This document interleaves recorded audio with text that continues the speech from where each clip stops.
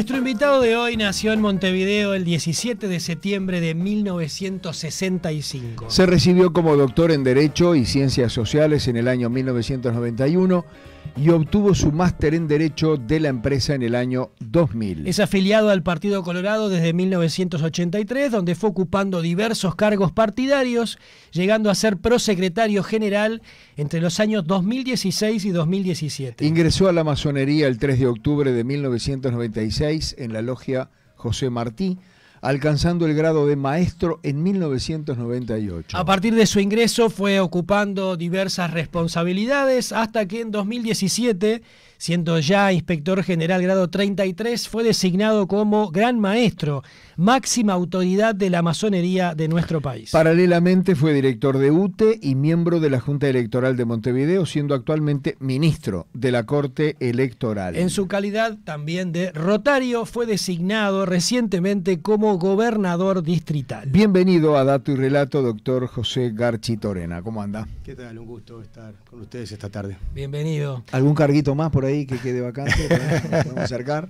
Estábamos hablando fuera de micrófono, la necesidad que lleva todo esto de tiempo, ¿no? Sí, Porque... pero creo que cuando uno más cosas hace, más tiempo tiene, ¿sabes? ¿Sí?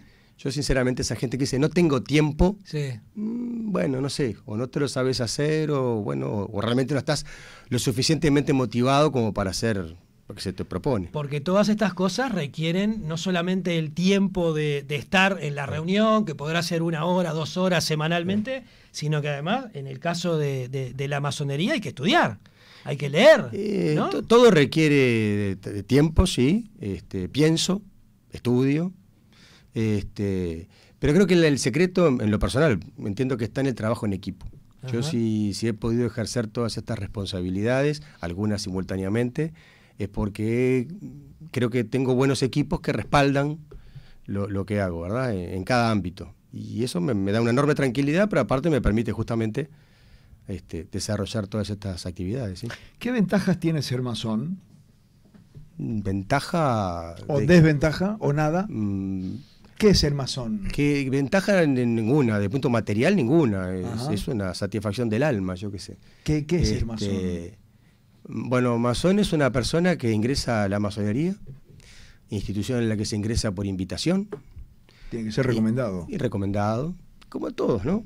Sí, los rotarios también. ¿Verdad? Exacto. Hay un padrino. Exacto. Y incluso social también. Muchos para entrar a cualquier asociación te piden que la firma de 2 socios que avalen, sí, que te conozcan y exacto, que te avalen exacto, como exacto. tu personalidad, tu hombría de bien, etcétera. En cuanto a la masonería, bueno, es una forma de desarrollo personal a partir de una tradición y de un método específico que es el trabajo en logia y el ritual. Porque viste que hay mucha gente que dice, este es masón, aquel es masón, aquel otro es masón, como si fueran del diablo, como si fueran, ¿verdad? Hay un concepto, creo yo, que equivocado de eso. Totalmente. En lo personal tú me decías, ¿y alguna desventaja? A mí me han preguntado muchas veces si el hecho de ser masón ha significado una desventaja, porque a veces hay gente que prefiere mantener cierta discreción su condición, por razones laborales, familiares, sociales, etcétera. Porque hay prejuicios, claro. Hay. Y a veces basados en la ignorancia. Iba a preguntar por qué son esos. A veces basados en una actitud que creo equivocada de la masonería durante muchos años de silencio, de mantener ciertas sombras, que capaz que se justificaron en otra época, donde el ser masón era un delito, ¿no? Ajá. ¿Fue delito en algún momento? Sí, pero en la España franquista el delito de masonería era penado, y de acuerdo al grado o a la posición, al cargo que tuviera la persona, el masón, en la institución era con cárcel o hasta con la muerte, ¿no? En el franquismo fue muy duro. Y en general todos los regímenes totalitarios han perseguido a la masonería, porque es una institución, entre otras cosas, de librepensadores. Claro. Y por sobre todas las cosas antidogmática. Entonces, naturalmente, es enemiga a todos aquellos que recelan de la libertad en todas sus manifestaciones. Entonces, pero bueno, pensemos también que desde su surgimiento, como la conocemos hoy, en el siglo XVIII, la masonería fue perseguida en todo el mundo, ¿no? Sobre todo por los poderes seculares, Por supuesto que fue condenada por la Iglesia Católica. ¿Por qué esa Pero, eterna rivalidad, llamémosle como yo queramos, creo que la Iglesia Católica y la masonería? Sí, por lo que dije hoy, porque la masonería es una institución antidogmática, que no es antirreligiosa, pero sí antidogmática, y que reivindica la libertad de conciencia de la persona y su derecho a la libertad de expresión y de pensamiento y de expresión. Y por consiguiente, entonces, en el siglo XVIII, cuando surgió tal como la conocemos, la masonería moderna, vino de alguna manera a desafiar ese antiguo régimen que estaba basado precisamente en un poder civil, monárquico, apoyado en la Iglesia Católica. Y bueno, la masonería apareció como una organización no controlada ni por el poder secular ni por el poder eclesiástico, y por consiguiente un desafío del orden establecido. Y por eso fue condenada por los monarcas absolutistas de la época, por la Iglesia Católica, por sucesivas bulas papales. Y bueno, y por eso digo, en esa época posiblemente se justificara el secreto, naturalmente, porque la persona ponía en riesgo su vida. Por el peligro, claro. Por el peligro que implicaba. Pero eso fue cambiando con el paso de los años, y bueno, creo que hoy ya... Y vuelvo a lo que te voy a decir hoy. Yo nunca sentí, sinceramente, en lo personal, y pese a que, por lo que tú decías, he tenido una visibilidad y ha sido pública mi condición de masón, nunca sentí ni discriminación ni rechazo por mi condición de tal, ¿no? Ahora, a la masonería se la vinculó, corregime si es un relato, con la Revolución Francesa, con la Revolución de Estados Unidos sobre Inglaterra, o contra Inglaterra, con la revolución de los países latinoamericanos contra el Imperio español. ¿Qué hay de cierto en todo eso? ¿Estuvo detrás? La masonería como institución, primero que uno dice de la masonería, y habla de la masonería universal, y en realidad la masonería siempre es nacional. O sea, en cada territorio, en cada país hay una masonería. No hay un gobierno masónico mundial. Ajá. Y en segundo lugar, la masonería como institución generalmente no se expresa o actúa, actúan sus integrantes, los masones, que por supuesto hubo en la Revolución Francesa, hubo en la Revolución norteamericana, en las revoluciones hispanoamericanas, etc. En general hubo masones en todos los movimientos de corte liberal que peleaban justamente por la libertad de conciencia, la libertad de expresión, la separación de la Iglesia y el Estado. Eso en Uruguay fue muy claro también, ¿no? El enfrentamiento entre la masonería y la Iglesia se dio porque justamente la masonería propugnaba la separación de la Iglesia del Estado, y la Iglesia pretendía mantener el statu quo de religión oficial, y eso fue generando una dinámica que, si bien se zanjó en 1918, cuando la Constitución separó la Iglesia y el Estado, de alguna manera tuvo sus inercias, ¿verdad? ¿Pero Valle y Ordóñez era masón? No, él no era masón, no nos consta. Pero fue el que llevó una de las banderas. Bueno, pero lo que pasa es que el movimiento liberal iba mucho más allá de la masonería, ¿verdad? Claro. Entonces hay muchas personas de cuño liberal, ideología liberal, que no necesariamente integraron la orden masónica. José, ¿qué hay de dato y qué hay de relato con respecto a la masonería en el mundo y en Uruguay? Mucho. Hay mucho de dato y hay mucho de relato y mucho de mito. Uh-huh. Creo que una cosa retroalimenta a la otra, porque la masonería, naturalmente, por este desarrollo histórico que veníamos comentando, durante mucho tiempo naturalmente mantuvo un perfil bajo, mantuvo un perfil y entonces naturalmente eso hizo que lo que se conociera de ella fueran justamente historias, mitos, relatos, y muchos de ellos no bien intencionados, digamos. El relato más inverosímil que escuchaste sobre la masonería. Te puedes imaginar. El más demencial. Desde lo que puede suceder en una tenida masónica, puertas adentro de un templo, hasta la propia finalidad de la masonería como un poder oculto que está atrás de todo las teorías conspirativas. Eso. Sí, la gente lo asocia con monjes vestidos de negro y guadañas grandes y todas esas cosas, ¿no? Sí. Muchas veces uno escucha, este es masón. Y dicho en un tono como si fueran el demonio mismo. Pero bueno, no creo que a esta altura... Pero creo que dijiste algo muy cierto. La responsabilidad creo que también de los masones de mantener ese sigilo, ese silencio. Pero hoy basta con googlear. Sí. Se han escrito libros ahora. Y en muchos países la masonería tiene una visibilidad. Creo que la masonería también, por lo que decía hoy, ¿no? Que son nacionales, ¿no? Va mucho con la idiosincrasia de cada lugar. Incluso seguramente la masonería en Colonia del Sacramento no es la misma que en Rivera. ¿no? Claro. Porque son idiosincrasias distintas. ¿Está en todo el país porque hay acá? influencias. ¿En Uruguay está en todo el país? Sí, en todo el país. ¿Qué son sedes, distritos? ¿Cómo se llama eso? Hay logias en Ajá. la logia. Logias, bien. sí, logias. Bien. Como en Rotary hay clubes. Claro. Y como sí, Sí. está en todo el país también. José, antes hablábamos con Fernando y algo Fernando tiró de cómo definiríamos para la gente que está escuchando y no tiene mayor idea qué es un club rotario o qué son los rotarios. Rotary es una organización no gubernamental de carácter internacional de servicio. Surgida en 1905 en Estados Unidos, en una época en Chicago, una época que estaba muy complicada la ciudad, una ciudad industrial, con un alto índice de delincuencia, con problemas de trabajo infantil y bueno, muchos problemas. Y un grupo allí de abogados, de comerciantes, se reunieron para ver qué podían hacer por su comunidad. Y así surge la idea de Rotary, que es el compañerismo como oportunidad de servir al otro. Pero servirlo no solamente a los efectos de satisfacer una necesidad material que pueda tener puntual esa persona, sino que a través de esa satisfacción de esa necesidad material, procurar el desarrollo de la persona, que esa persona pueda desarrollarse, pueda crecer. Y y así, esa fue la idea original de Rotary, que rápidamente para 1910 estaba ya en varios estados de Estados Unidos, en el 1911 cruza Canadá, Inglaterra, Irlanda, y en 1918 llegó Uruguay. O sea, 13 años después de su fundación, solo 13 años después, llegó Uruguay. El 12 de julio de 1918 se funda el primer club rotario de Montevideo, de Uruguay, y del hemisferio sur. Fue el primero del hemisferio sur. Desde Montevideo, después de acá, que fue el Rotary Club de Montevideo, que sigue existiendo. Pero fue el Rotary Club de Montevideo que después funda el Rotary Club Buenos Aires, el Rotary Club Río de Janeiro, cantidad de clubes argentinos en Brasil, en Paraguay, etc.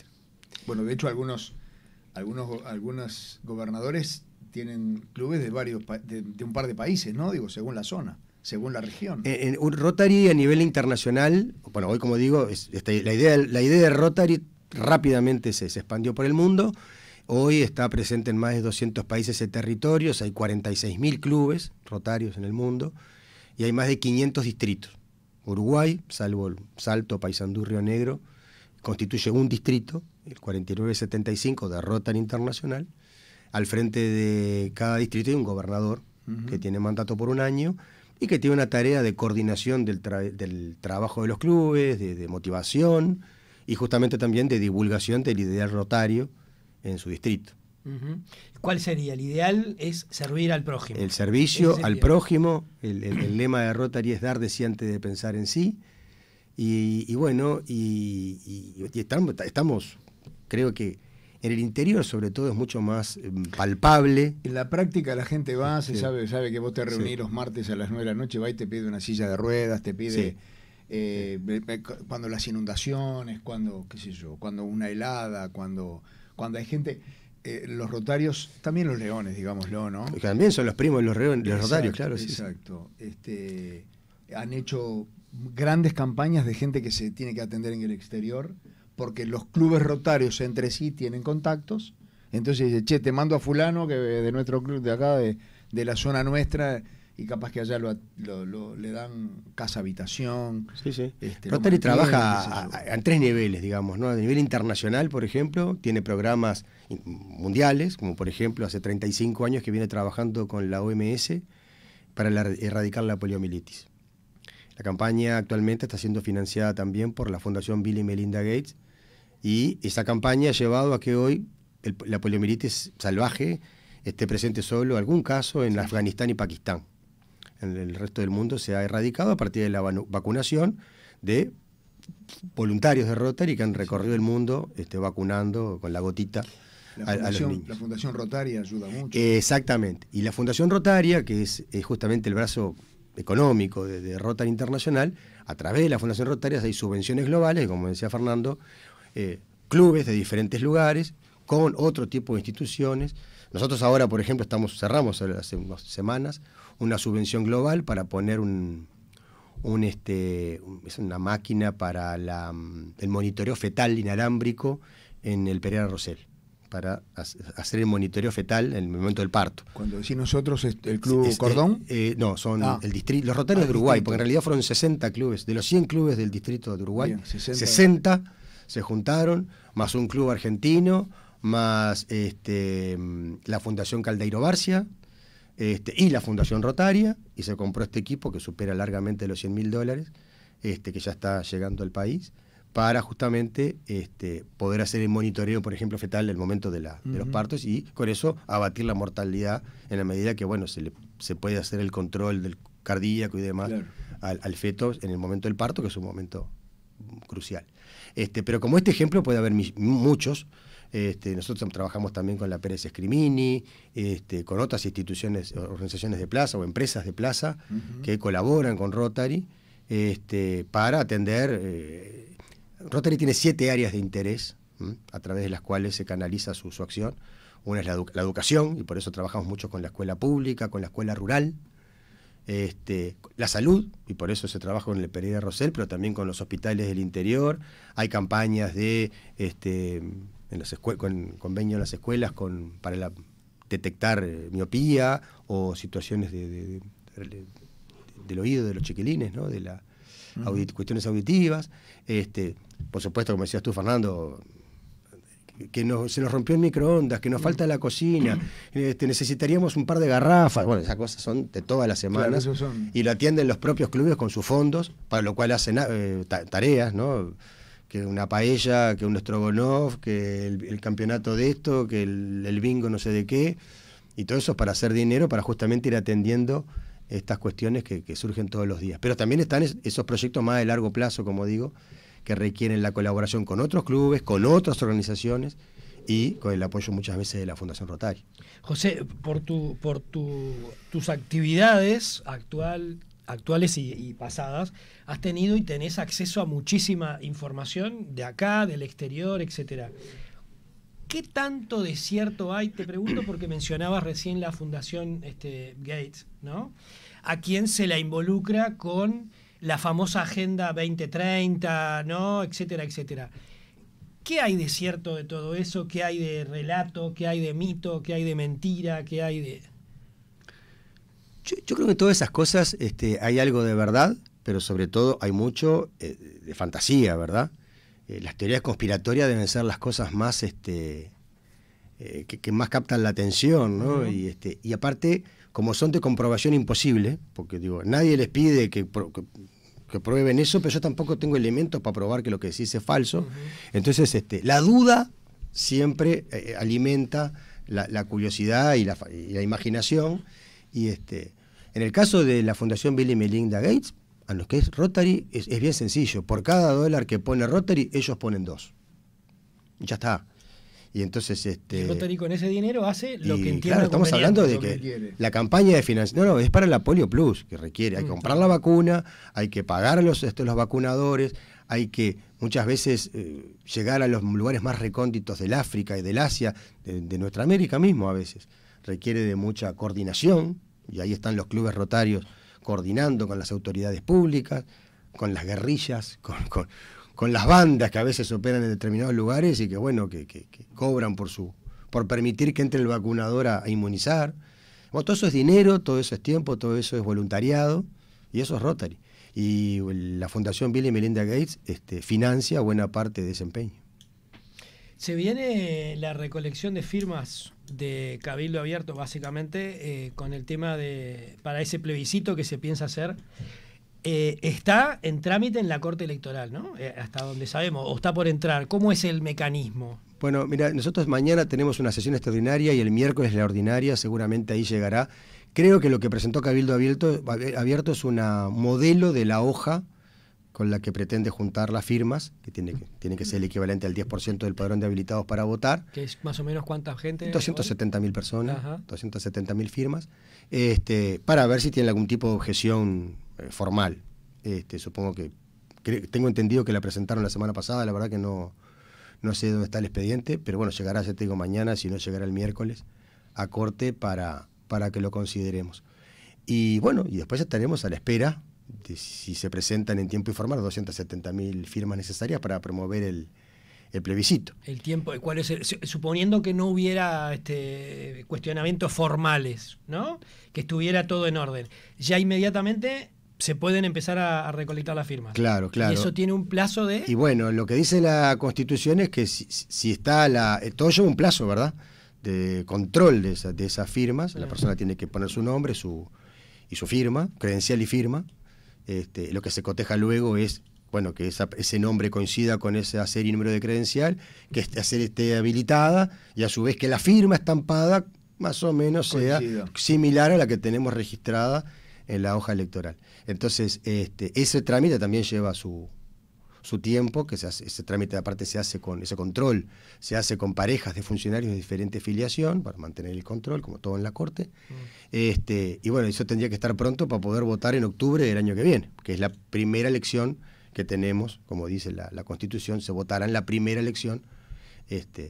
Pero bueno, vamos a ver, todo depende. No tengo realmente en este momento claro si hay un plazo máximo para presentar las firmas de forma tal que podamos llegar a octubre, ¿verdad? Claro, porque a la Corte le puede llevar un par de meses. Chequear todo puede eso. Puede ser. Que, supongamos, entonces, si es para octubre, por lo menos en mayo, junio... Yo te diría que sí, tienen un poquito menos de un año capaz para juntar, ¿no? Y después, en cualquier caso, si no es en octubre, bueno, se podrá hacer en noviembre o podrá ser en las municipales. En las municipales, porque habla de la próxima elección, dicen. Claro. Pero bueno, es un tema que tendremos que definir. En caso que se llegue a esas 270.000 firmas, después, ¿funcionaría de qué forma? ¿La gente el día de la elección votaría sí o no? No, generalmente lo que hay es un formulario por el sí. Voto por sí. Solo por sí. Entonces el que quiera modificar la Constitución tendrá que introducir en el sobre de votación, además de la hoja de votación de su preferencia, la papeleta por el sí. Como se hizo con la Vivir Sin Miedo. En realidad, vos sabés que históricamente en Uruguay, yo creo que, no sé, pero te diría que desde de 1933, hace 70 años, siempre con las elecciones ha habido un plebiscito. Siempre. Por algo. Mira. Por algo, por lo que sea. Algunos han salido, la enorme mayoría no han salido. Pero siempre hay. Y a veces hay más. ¿no? La reforma constitucional del 66, por ejemplo, que se votó con las elecciones del 66, eran 4 proyectos, ¿no? Salió la reforma naranja, pero estaba la reforma gris, la rosada y la verde. Creo que era, o amarilla, no me acuerdo. Eran 4.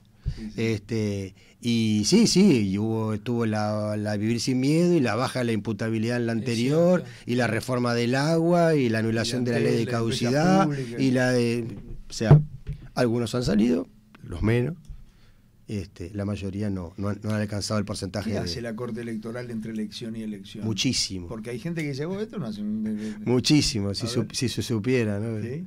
A veces nos reímos. La gente cree que nosotros trabajamos cada 5 años, claro. La verdad... excepto cuando hay un plebiscito. Bueno, además, eso se suma, pero no, la Corte tiene como principal tarea intereleccionaria, digamos, entre elecciones, llevar adelante el registro cívico nacional, o sea, la inscripción cívica. Eso es una tarea que se realiza a partir del mes de julio del año siguiente de la elección nacional y hasta el mes de abril del año de las elecciones, ¿no? Por ejemplo, el próximo cierre del periodo inscripcional va a ser el 15 de abril del año 24.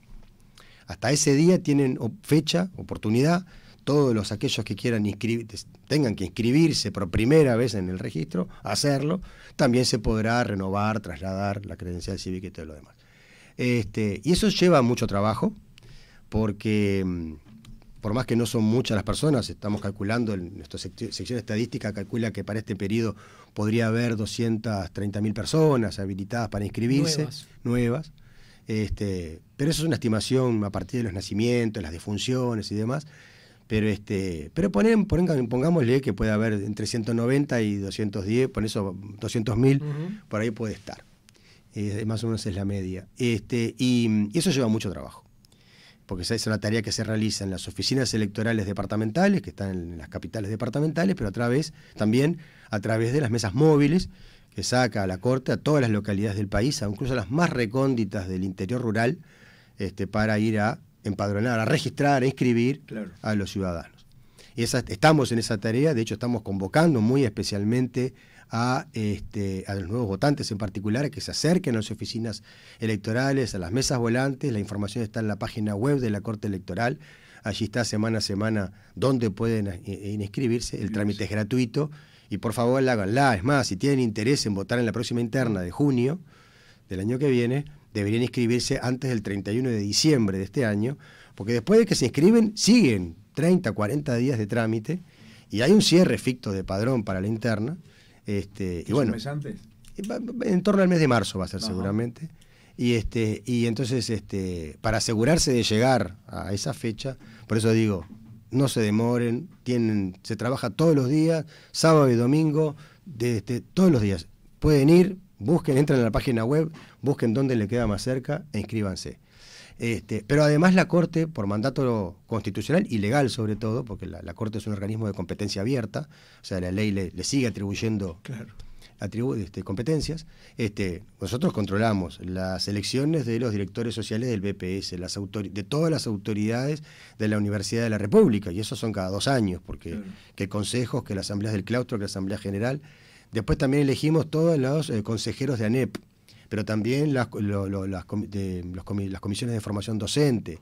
Después controlamos también las elecciones de la caja profesional, de la caja de profesionales, de CONAPROLE, de cantidad de instituciones que la ley el colegio médico ahora más recientemente, o el colegio veterinario de reciente creación, también lo controla la Corte.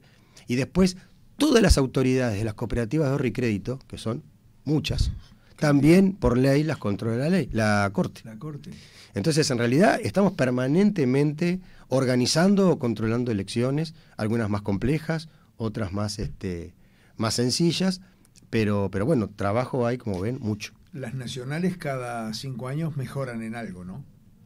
Sí, pero en realidad también ha acrecentado el trabajo de la Corte. Antiguamente, hasta la reforma del 96, el último domingo de noviembre se elegían todas las autoridades departamentales, nacionales. Ahora tenemos tenemos una interna, la primera vuelta en octubre, una eventual segunda vuelta en noviembre, y las elecciones departamentales y municipales, porque son 2 niveles, en mayo del año siguiente. Entonces, lo que antes era una elección, ahora pueden llegar a ser 5, ¿no? 2, 4, 5. Entonces, en realidad eso requiere también mucho trabajo. De hecho, ya tenemos un cronograma aprobado y estamos trabajando ya para las elecciones de junio, el 30 de junio del año que viene. Claro. ¿El presupuesto de la Corte se asigna en la rendición de cuentas? El presupuesto de la Corte, la Corte se lo manda al Poder Ejecutivo, el presupuesto de cada elección, y se financia con un rubro que hay en rentas generales para esa. El Poder Ejecutivo. No es que la Corte le asigna, se asigna en la rendición de cuentas tanto dinero para la Corte tiene un presupuesto por presupuesto nacional y por rendición de cuentas que es para su funcionamiento. Y aparte pero el gasto de las elecciones, que es un gasto extraordinario, eso va aparte, nosotros lo calculamos, se lo comunicamos al Poder Ejecutivo y ellos de rentas generales nos aportan ese dinero. Uruguay. Perdón. Sí. No, adelante. ¿El normal de la Corte alcanza? No, la Corte en realidad hace muchísimo. La Corte, su último presupuesto fue del año 2000. Después nunca más tuvimos presupuesto. Y por supuesto la inflación de estos últimos 23 años nos ha ido comiendo el presupuesto, al punto que yo te diría que el presupuesto asignado a la Corte cada vez se termina antes, ¿no? Antes era en julio, ahora capaz lo terminamos en abril del año, y después el resto del año lo vivimos pidiendo refuerzos al Poder Ejecutivo, refuerzo de rubros. En este presupuesto 2020, si bien no se rehizo el presupuesto de la Corte y sí se le permitió a la Corte traspasar rubros, por ejemplo, del rubro 0, que es el rubro sueldos, a gastos o inversiones, y bueno, y a su vez y ahora en la rendición de cuentas está bien un refuerzo para el presupuesto de la Corte, pero realmente el tema presupuestal es todo un tema en la Corte. Nos lleva mucho tiempo resolver qué prioridad le damos a las necesidades que hay en la Corte, ¿no? Porque si elegimos arreglar un aire acondicionado, bueno, otro queda para atrás. Claro. José, para ir terminando, se viene discutiendo hace tiempo la nueva integración de la Corte Electoral, ¿no? Ustedes ahí no tienen nada que ver, es un tema entre los partidos. Es un tema de la Asamblea General. El mandato de la Corte sabemos cuándo empieza, no cuándo termina. Porque esta integración viene de... Nosotros asumimos el 4 de octubre de 2017. Ahí va, los mismos ministros. Venimos de esa época, sí. Y en general lo que está previsto en la Constitución es que cada legislatura puede renovar la Corte Electoral. Para eso se requiere una mayoría especial que en general, que no siempre se alcanza. Esa es la cuestión. Sí, no se viene alcanzando. No, de hecho, el próximo 9 de enero del año 24, la Corte cumple 100 años. El 9 de enero de 1924 se creó la ley, se aprobó la ley de registro cívico que creó la Corte Electoral. O sea que vamos a cumplir 100 años ahora el 9 de enero próximo.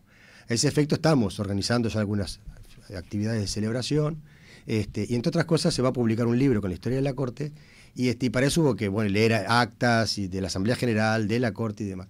Y si algo surge de esas actas es que la integración de la Corte generalmente nunca coincidió con una legislatura. O sea, ha habido cortes de 6 años, de 7 años, de 10 años, de 14 años. Nosotros llevamos 7, ¿verdad? Más o menos. 6. Porque, no siempre hubo mayorías para cambiar la Corte. O sea, que lo que está pasando ahora no es nuevo ni es la primera vez. No es nuevo y es parte de la lógica del sistema, digamos. ¿Estamos muy lejos? ¿Tiene algo que ver la Corte del voto electrónico? La Corte es tomadora de decisiones en ese sentido. Nosotros aplicamos la ley electoral. O sea que esto en todo caso tendría que ser una decisión del Parlamento, con las mayorías especiales que la Constitución establece para la aprobación de las normas electorales. Creo que no es un tema que esté en la agenda de nadie. Por eso pregunto. Por 2 razones fundamentales. Primero, porque nuestro sistema funciona. Y yo siempre sostengo y lo repito, el mejor sistema electoral es aquel en el que la gente confía.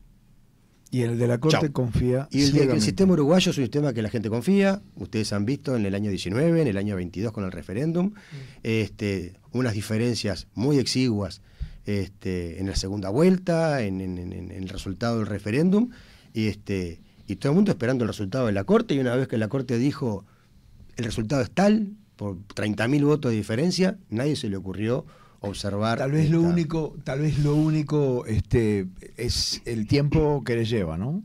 O sea, pero en la Corte hemos trabajado mucho. Nosotros apenas llegamos en el año 17, ya en el año 18 nos pusimos a trabajar para el ciclo electoral 19-20. Y allí trabajamos en el tema que hemos seguido aplicando, y ya estamos de vuelta trabajando, porque estamos actualizando el software, la transmisión rápida de los resultados del escrutinio primario. Y creo que el secreto del éxito estuvo en que recurrimos a los que saben. Claro. Porque hicimos acuerdos interinstitucionales con la Facultad de Ingeniería, con CONEX, de UTE, que es la que nos desarrolla el software, con AGESIC, con Antel, que nos asegura el tema de la conectividad. Entonces, ese trabajo conjunto y coordinado, creo que fue lo que explica el éxito de esa herramienta, que fue fundamental. Porque ustedes vieron que ninguna encuestadora se animó a decir a las 8 de la noche, a las 20 horas, ganó fulano o tal opción. Hay que esperar los resultados de la Corte, fue lo que dijeron. Estamos hablando del balotaje. El balotaje y en marzo del 22 también, ¿no? Cuando el referéndum. Marzo, sí. Y de hecho, a las 10 de la noche, 10:30, ya había los números que arrojaba el escrutinio primario daban cuenta de cuál iba a ser el resultado, que fue el resultado. Y por eso digo que el sistema funciona y es barato, porque este es el otro elemento. El voto electrónico es un sistema caro, porque el software, desarrollar el software, mantenerlo actualizado y sobre todo preservarlo de los hackers, porque la actualización del software justamente ¿por qué es? Porque para evitar los hackeos, para evitar caídas, para evitar... todo eso cuesta mucho dinero, sin perjuicio de toda la infraestructura que se requeriría en equipamiento para votar y demás. Las elecciones en Uruguay son muy baratas. Estamos hablando de casi, $100 por voto. Entonces, es muy barato. Contando la impresión de las listas. No, sin la impresión. Aparte de la impresión de las porque listas. Eso no va por el erario público. Claro, eso va por cuenta de los partidos políticos. No, está bien, pero después... Yo digo lo que gasta... público se lo paga. Yo digo lo que gasta... Sí, ¿no? Sí, le pagan, por voto, sí. ¿Cuánto es que por voto hoy? ¿Te acordás de yo memoria? No me acuerdo porque está en UR, creo, pero no me acuerdo, pero está en la ley, sí. No lo tengo presente, pero... o sea que sacando eso a la Corte... Yo te digo lo que le sale a la Corte, pagar el sistema de transmisión rápida, las urnas, las maletas, todo el material electoral que ya estamos comprando a través de licitaciones para reponer justamente de cara al próximo ciclo electoral, etcétera. Es muy barato. Y aparte nuestro padrón somos 2.700.000 y no cambia hace 30, del 85 a la fecha, andamos por ahí. Indicar que no va a cambiar y todo parece indicar que no va a cambiar. Yo te diría que Entonces, realmente no estamos, no creo que se justifique económicamente y encima poner el riesgo y la confiabilidad en el sistema. Es más, te la está facilitando porque la gente se está yendo cada vez más del campo a localidades. Bueno, o sea, también. Que te la facilitan también. Eso también, y eso también es una tarea que se hace durante elecciones, que eso está a cargo de las juntas electorales, ¿no? Que es todo el tema de las series electorales. Claro. Las juntas electorales están permanentemente revisando las series, porque hay series que se van vaciando. Claro. Entonces van reasignando territorios a las series electorales para atender la nueva realidad demográfica. Sos un hombre joven. ¿Cómo está compuesta tu familia? Yo estoy casado, ¿sí? Tengo 2 hijos, ¿de qué edad? Estudiantes universitarios. 24 mi hija Lucía y 22 Francisco. ¿Tu hija Lucía fue a ver Barbie? Supongo que no. Es creo un que tema no. que lo tiene preocupado. Sí, ¿no? Sí, lo tiene mal. Creo que no. Conociéndola, creo que no. Pero dicen que esta Barbie es muy especial, no sé. Sí. Porque de eso vamos a hablar en un ratito. Le tiene preocupado sobre todo a Fernando cómo los millennial y centennial se han luqueado de rosado. Sí, Tenemos allá. ¿Vos fuiste también, Lady, a ver Barbie? No, ella no sabe. Yo pero creo que no. Nuestra productora, que es centennial, 22. Ella sí. 22 añitos y de eso rosadito. Seguro. ¿No? Vamos ahora voy a saber qué se puso rosado. Vamos a hablar de eso Esa más es otra adelante. historia. Gracias. José, gracias por venir. Un gusto. Gracias a usted por la invitación. Bueno, hacemos la pausa y después nos vamos a Canelones. Antes de la Barbie. Antes de las Barbie nos vamos a Canelones porque el otro día se juntaron todos los precandidatos a la presidencia del Frente Amplio y tuvimos una especie de figuretti allí en esa reunión que fue en Altos del Pinar. Y no sabemos, le vamos a preguntar. Pero sí tenemos la cantarola y algunas palabras de casi todos los precandidatos que estuvieron ahí. Perfecto, la pausa entonces.